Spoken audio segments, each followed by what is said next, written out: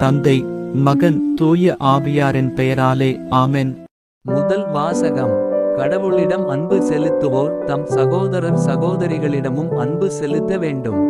திருத்தூதர் யோவான் எழுதிய முதல் திருமுகத்திலிருந்து வாசகம். அதிகாரம் 4, இறை வார்த்தை 19 முதல் 5 முடிய.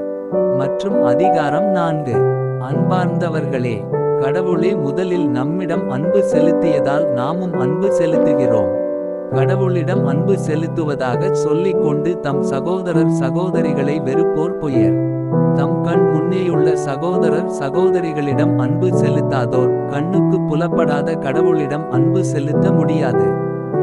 கடவுளிடம் அன்பு செலுத்துவோர் தம் சகோதரர் சகோதரிகளிடமும் அன்பு செலுத்த வேண்டும். இதுவே அவரிடமிருந்து நாம் பெற்ற கட்டளை. இயேசுதான் மெசியா என்று நம்புவோர் அனைவரும் கடவுளிடமிருந்து பிறந்தவர்கள்.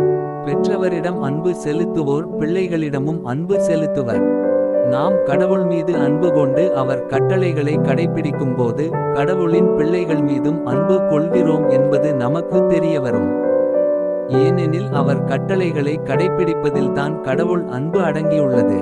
அவர் கட்டளைகள் நமக்கு சுமையாய் இருப்பதில்லை. ஏனெனில் கடவுளிடமிருந்து பிறக்கும் அனைத்தும் உலகை வெல்லும், உலகை வெல்லிருப்பதில்லை விக்கையே. இது ஆண்டவரின் அருள்வாக்கு. பதிலுரை பாடல். பல்லவி. ஆண்டவரே, எல்லா இனத்தவரும் உமக்கு ஊழியம் செய்வார்கள். கடவுளே, அரசருக்கு உமது நீதி தீர்ப்பை வழங்கும் ஆற்றலை அளியும். அரச மைந்தரிடம் உமது நீதி விளங்கச் செய்யும். அவர் மக்களை நீதியோடு ஆழ்வாராக. உம்முடையவரான எளியோர்க்கு நீதி தீர்ப்பு வழங்குவாராக. பல்லவி. ஆண்டவரே, எல்லா இனத்தவரும் உமக்கு ஊழியம் செய்வார்கள். அவர்கள் உயிரை கொடுமையினின்றும் வன்முறையினின்றும் விடுவிப்பார். அவர்கள் இரத்தம் அவர் பார்வையில் விலைமதிப்பற்றது. அவருக்காக இடையராது வேண்டுதல் செய்யப்படுவதாக. அவர் மீது ஆசிகள் வழங்கப் பெறுமாறு நாள் முழுதும் மன்றாடப்படுவதாக. பல்லவி. ஆண்டவரே, எல்லா இனத்தவரும் உமக்கு ஊழியம் செய்வார்கள். அவர் பெயர் என்றென்றும் நிலைத்திருப்பதாக. கதிரவன் உள்ள வரையில் அவர் பெயர் நிலைப்பதாக. அவர் மூலம் மனிதர் ஆசி பெற விழைவராக. எல்லா நாட்டினரும் அவரை நற்பேறு பெற்றவரென வாழ்த்துவராக. பல்லவி. ஆண்டவரே, எல்லா இனத்தவரும் உமக்கு ஊழியம் செய்வார். நற்செய்திக்கு முன் வாழ்த்தொலி. அல்லேலுயா, அல்லேலுயா. ஏழைகளுக்கு நற்செய்தியை அறிவிக்கவும் சிறைப்பட்டோர் விடுதலை அடைவர் என முழக்கமிட்டு அறிவிக்கவும் ஆண்டவர் என்னை அனுப்பியுள்ளார். அல்லேலுயா. நற்செய்தி வாசகம். இந்த மறைநூல் வாக்கு இன்று நிறைவேறிற்று. லூக்கா எழுதிய தூய நற்செய்தியிலிருந்து வாசகம். அதிகாரம் 4, இறை வார்த்தை 14 முதல் 22 முடிய. அக்காலத்தில் இயேசு தூய ஆவியின் வல்லமை உடையவராய் கலிலேயாவுக்கு திரும்பிப் போனார். அவரை பற்றிய பேச்சு சுற்றுப்புறம் எங்கும் பரவியது. அவர் அவர்களுடைய தொழுகை கூடங்களில் கற்பித்து வந்தார். எல்லாரும் அவரை பற்றி பெருமையாக பேசினர். இயேசு தாம் வளர்ந்த ஊராகிய நாசரேத்துக்கு வந்தார். தமது வழக்கத்தின்படி ஓய்வு நாளில் தொழுகை கூடத்திற்கு சென்று வாசிக்க எழுந்தார். இறைவாக்கினர் எசாயாவின் சுருளேடு அவரிடம் கொடுக்கப்பட்டது.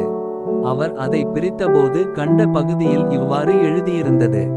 ஆண்டவருடைய ஆவி என்மேல் உள்ளது, ஏனெனில் அவர் எனக்கு அருள்பொழிவு செய்துள்ளார். ஏழைகளுக்கு நற்செய்தியை அறிவிக்கவும் சிறைப்பட்டோர் விடுதலை அடைவர், பார்வையற்றோர் பார்வை பெறுவர் என முழக்கமிடவும் ஒடுக்கப்பட்டோரை விடுதலை செய்து அனுப்பவும் ஆண்டவர் அருள் தரும் ஆண்டினை முழக்கமிட்டு அறிவிக்கவும் அவர் என்னை அனுப்பியுள்ளார். பின்னர் அந்த ஏட்டைச் சுருட்டி ஏவலரிடம் கொடுத்துவிட்டு அமர்ந்தார். தொழுகை கூடத்தில் இருந்தவர்களின் கண்கள் அனைத்தும் அவரையே உற்று நோக்கியிருந்தன. அப்பொழுது அவர் அவர்களை நோக்கி, நீங்கள் கேட்ட இந்த மறைநூல் வாக்கு இன்று நிறைவேறிற்று என்றார். அவர் வாயிலிருந்து வந்த அருள்மொழிகளை கேட்டு வியப்புற்று, இவர் யோசேப்பின் மகன் அல்லவா என கூறி எல்லாரும் அவரை பாராட்டினர். இது ஆண்டவரின் அருள்வாக்கு.